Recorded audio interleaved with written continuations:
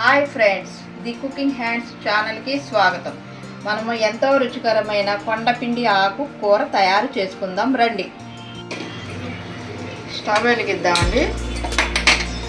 ఈ పెసరపప్పు అండి గిన్నె వేసుకుని 2 నిమిషాలు లైట్గా వేయించుదామండి.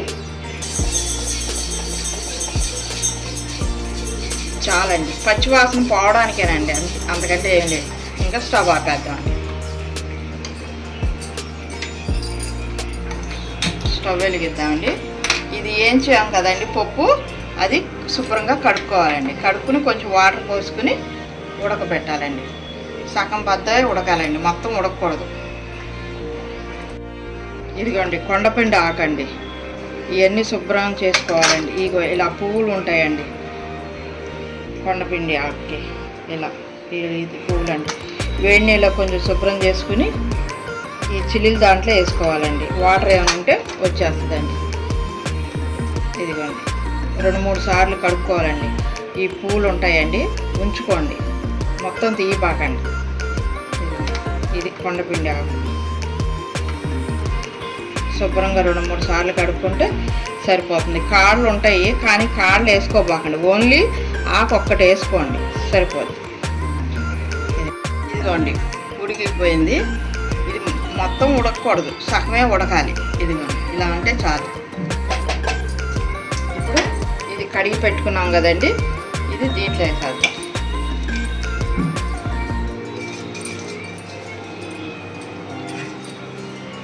శుభ్రంగా కడుక్కోండి అండి.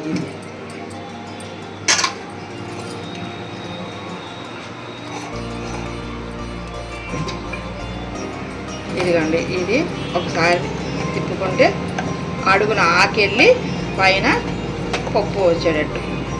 ఎందుకంటే పప్పు ఉడికిపోయింది కదా, ఇది ఇలా పైన.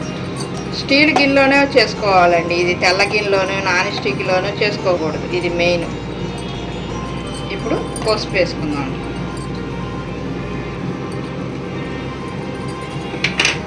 ఇది మగ్గాలి.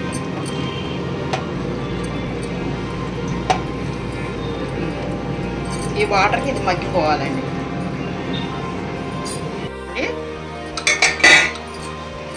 ఇదిగోండి వాటర్ అంతా ఇంకిపోయింది కదండి, ఇలా ఉంటే చాలండి. పెసరపప్పు ఎక్కువ వేసుకోకూడదండి, కొంచెం వేసుకోవాలి. మళ్ళీ పెసరపప్పు ఎక్కువ వేసుకుంటే ఇది కొండపిండి ఆకు అంతగా ఉండదు, ఎక్కువ ఉండాలి కొండపిండి ఆకు, పప్పు తక్కువ ఉండాలి. ఇప్పుడు ఆపేద్దామండి. ఇప్పుడు వేరే గిన్నె పెట్టుకుందామండి.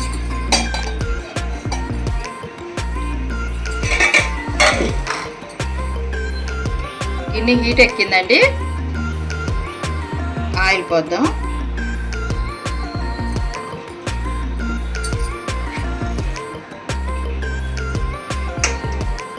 కొంచెం నెయ్యి వేద్దామండి. నెయ్యి వేస్తే కొంచెం టేస్ట్ వస్తుందని వేస్తున్నానండి, ఫ్లేవర్ బాగుంటుంది. ఇప్పుడు హీట్ ఎక్కిందండి. సాయిపప్పు, ఆవాలు,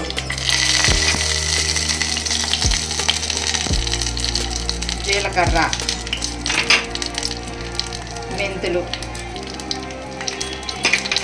ఇదిగోండి ఇప్పుడు ఇవన్నీ వేసాక సాయిపప్పు, ఆవాలు, జీలకర్ర, మెంతులు. ఇప్పుడు ఇంగువ వేద్దామండి.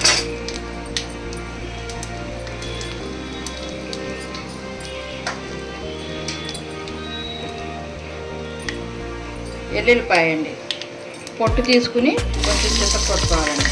ఎండుమిర్చి,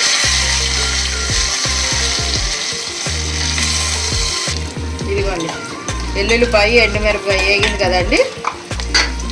ఇప్పుడు ఉల్లిపాయ వేసుకోవాలండి, కరివేపాకు,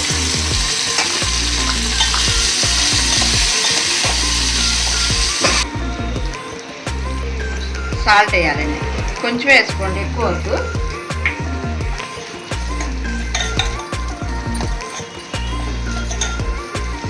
ఇప్పుడు కొత్తిమీర వేసుకోవాలండి.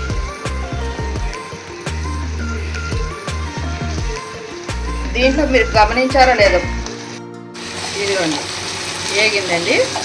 కొత్తిమీర, కరివేపాకు, మగ్గినవి. దీంట్లో గమనించారో లేదో చూడండి, దీంట్లో పచ్చిమిర్చి వేయలే, కారం వేయలే, ఓన్లీ ఎండుమిరపకాయ. ఇప్పుడు సాల్ట్ వేసేసాం. ఇప్పుడు ఇది ఆకు మగ్గింది కదండి, ఈ మగ్గింది. పప్పు గుత్తి పెట్టి ఏం మెదుపుకోకూడదండి, ఇలా ఊరిని గెరిటితో ఇలా తిప్పుకుంటూ ఉంటాంగా మనం ఉడికేటప్పుడు. ఇంతేనండి, ఇలా ఉంటే చాలు.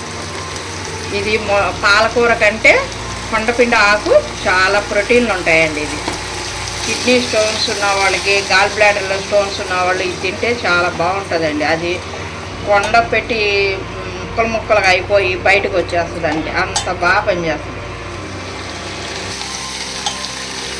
ఇప్పుడు ఇలా మగ్గింది కదండి, ఇప్పుడు ఈ కూర దీంట్లో వేసేద్దామండి.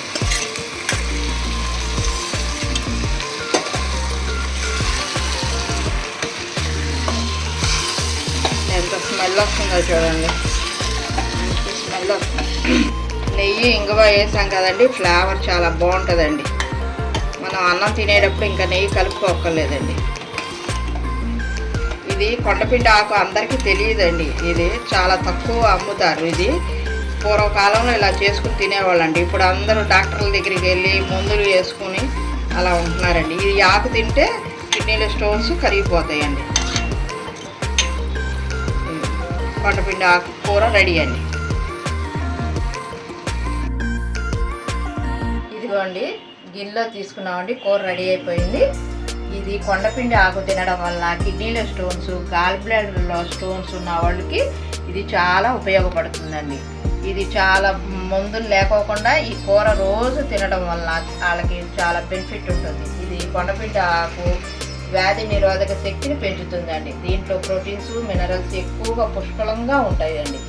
ఈ కిడ్నీ స్టోన్స్ ఉన్న ప్రాబ్లం ఉన్న వాళ్ళు రోజుకు ఈ కూర వండుకొని తింటే చాలా బాగుంటుందండి.